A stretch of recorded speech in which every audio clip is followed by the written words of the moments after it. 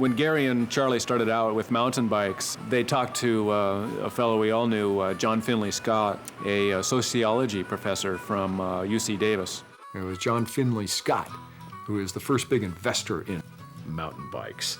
I'm pretty sure that Gary was the guy that knew him. I didn't know him until he got somewhat involved with the effort that Gary and I had with making bikes. The bicycle community in California, certainly at least in Northern California, was growing rapidly, but it was not so big that you didn't keep bumping into people. He was one of the people that put on the Davis Double Century, and I knew him through that.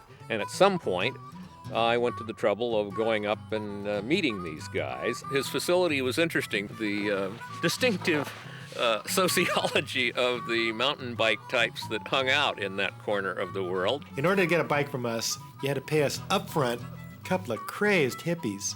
And then you had to wait a month or so because it's not like we had all the parts. We had to like take your money, go to the bike shop, buy the stuff, go home, build wheels, assemble bike, present it to you, and we've already spent actually most of your money, getting you the bike, and now we got to give Tom some. Yeah, the thing that kept drawing me back to Fisher's shop, from which I learned an enormous amount, was very simple.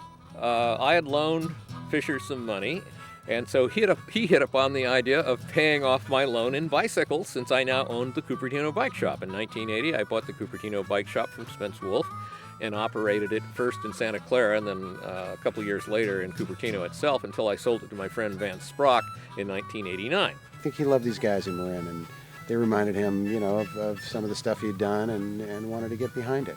And that's why he liked us, come on, he saw himself in us. So he invested in mountain bikes pretty early on.